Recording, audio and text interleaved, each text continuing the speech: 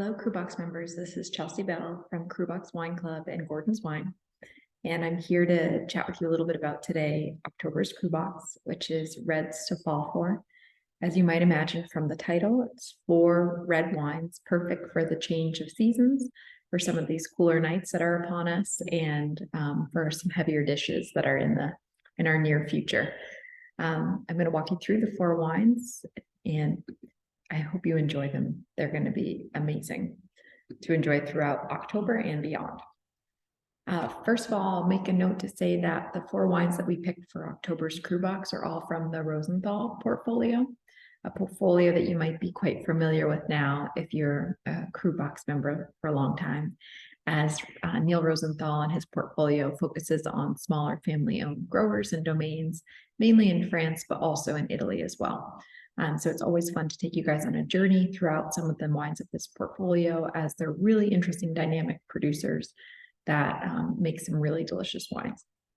So without further ado, I'll go into the first wine that we have here for you, which is the 2021 Domaine de Les Horizons Mar et Montagne Rouge. So for our first red, I'm going to take you to southwestern France, and we're going to go to a village called Cals, which lies right in the foot of the Pyrenees, within distance of the Spanish border. Though this is technically in the Languedoc-Roussillon region of southwestern France, Cals, the people of Cals, consider themselves not French, but truly Catalan.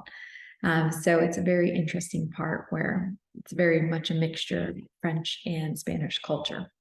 And while this area is still relatively unknown and underappreciated, they are making some really interesting wines that the kind of dialed in wine geeks are really getting interested in. And the reason being is because typically you find that most wines in southern France tend to be sometimes much more bold, more extracted in style. But you'll find here, because of certain different elements of the terroir of Cals, it makes really unique, super terroir-driven wines, which don't necessarily reflect the fact that they are grown in a warmer climate region. So let's talk about some of the factors that make the wines in Cals somewhat unique. First of all, Cals is referred to as a geologist's stream just because there's so many different types of soils. You have brown slate, black slate, alluvial gravel deposits, river stones, iron oxide drenched marl, and all of these different types of stones are very kind of low, up to 8 to 15 inches of topsoil, which makes the kind of tough old vines have to really dig deep to get down to the water, which is good. Some stress can be very good for the vines. And because of these like really kind of diverse stones, you find some of the most intense and palpable minerality of any wines really in France, which is super interesting. You also have another factor which really plays into a lot of these wines, which is the wind. You have 2 different winds that target Cals. You have a fierce Tramontane wind, which comes from the north, and then the marine wind, which blows from the Mediterranean. And the winds are really helpful because not only do they keep the vines cool and they maintain acidity in normally a very sun-drenched, warm region, but it also keeps the vines from having diseases, as it's hard for pests to get a foothold when you have such extreme winds blowing through. So very positive stuff. But as one might imagine, growing wine in Cals is not easy. There's tons of these ancient, untrained vines throughout these kind of very wind-beaten, kind of mountainous areas where they're producing the grapes. So it definitely takes people who have the ability and the commitment to really stick with these vines, and also let the vines kind of naturally do their thing and not add a lot of kind of human touch to the whole process. So there are a couple people who are maybe a little maniacal, who are dedicated vignerons, and they call themselves in the Cals school.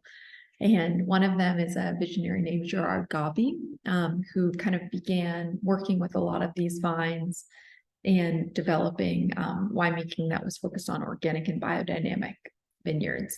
And at the forefront of this movement, alongside Gerard is Thomas Thabert, who's the founder of Domaine de la Horizon, and he's a German-born gentleman who's been a winemaker previous to Domaine de la Horizon at the winery Manicon, which is in the northeastern region of Italy in Alto Adige.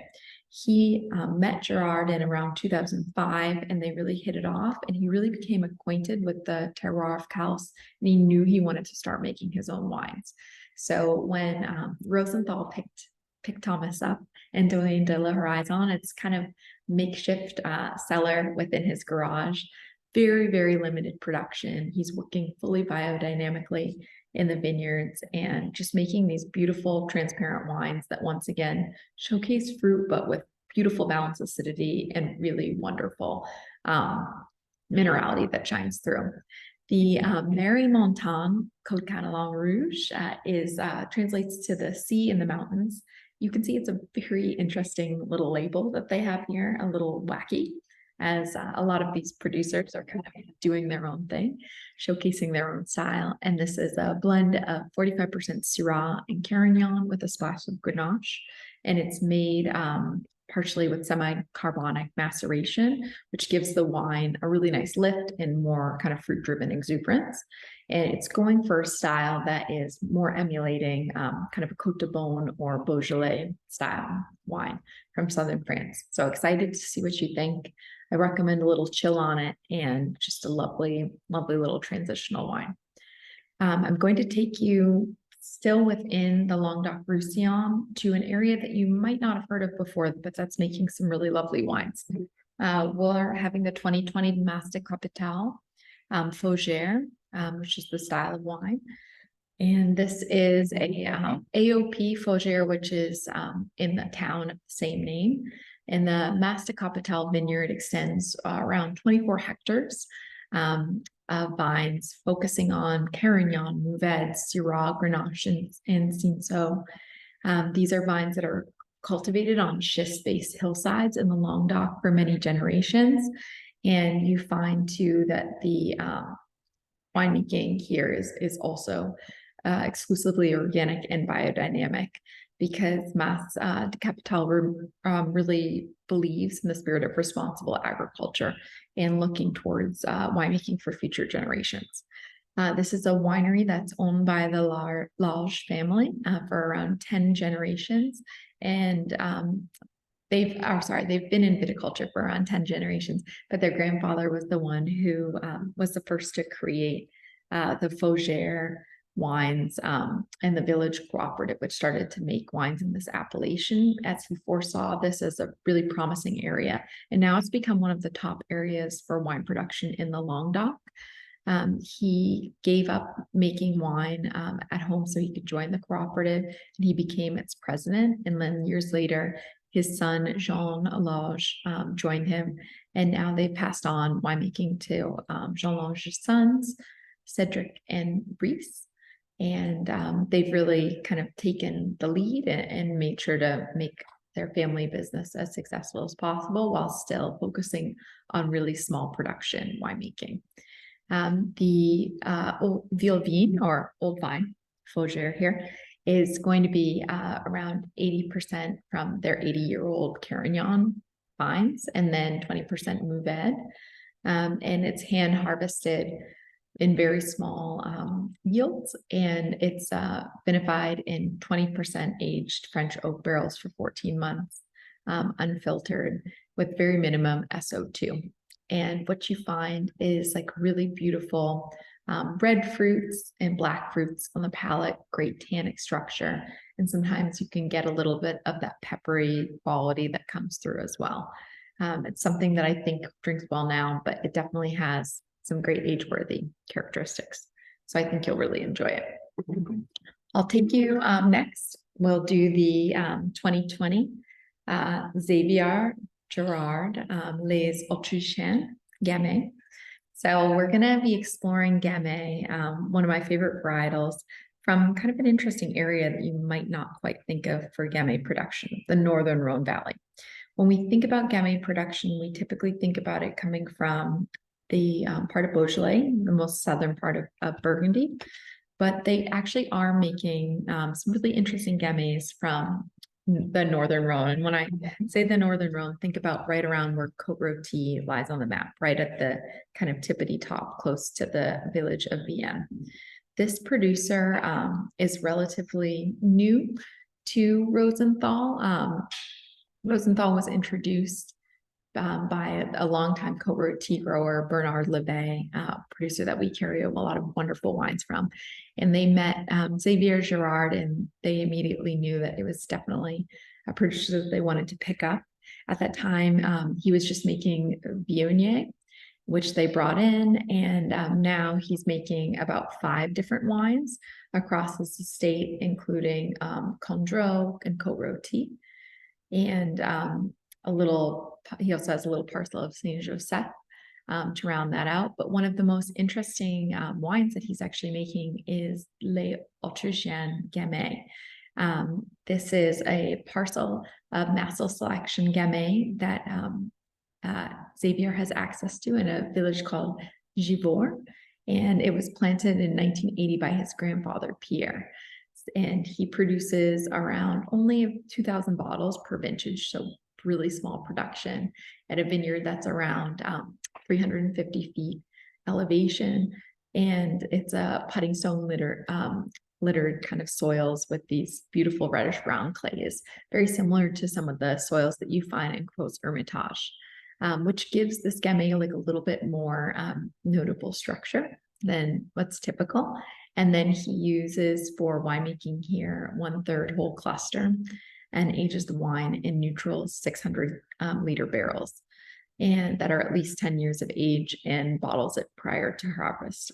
The name Les Autrichiens means the Austrians, and it's a historical reference to the hill upon where the wines are planted, and also part of Xavier's grandfather's farm was a burial site for Austrian soldiers who perished during the Franco-Prussian War. So kind of an interesting fact there. I think you'll quite enjoy this, once again, just to showcase Gamay and a little bit of a different terroir. There's a lot of producers that we love that are starting to work with Gamay in the Northern Rhone. Another one that I love is Fussel Roche, another Côte Rôtie producer who's working with Gamay. So something kind of quite interesting and fun to explore. Last but not least, we'll go to Italy, Northern Italy to the northwest, and this is 2020's Brovia, Sori del Drago, Barbera d'Alba. So we'll take you to Piedmont, one of my favorite areas. This is a classic Rosenthal producer, Brovia. And this is a producer that from generation to generation has been buyers of some of the finest vineyard sites in the Noble Zone. They, of course, do make Barolo, but they're definitely known for a lot of their great plantings of Barbera. And some of the different vineyard sites too that they work with, they're extremely conscientious wine growers. They farm organically in every sense of the word. And they, of course, do harvest entirely by hand, working with Dolcetto, Arnese, Barbera, and Nebbiolo. They're known definitely for like a more of a classic style of winemaking within Piedmont. So they're not looking for a lot of concentration in their wines. They'll depend on the type of barrel that they're using, depending on the wine, but they'll typically work with older Slavonian oak barrels for most of their aging. And they also, too, for their Barbera, will use stainless steel tanks for a big portion of the aging, just to keep a lot of freshness in the wines. The Barbera d'Alba, Sori del Drago, is produced from grapes that are harvested in the Garble vineyard, which is also known as Fiasco Vineyard, which is in Castiglione Folletto area, once again, typically known for Barolo production. This is a really small 0.8 hectare plot that has southeast facing slopes. And a major part of the vineyard was planted in 1970, with a portion being replaced in 1993. The Sori del Drago is fermented for slightly more than a week. And then the wine is racked into stainless steel tanks for 15 to 18 months before being bottled.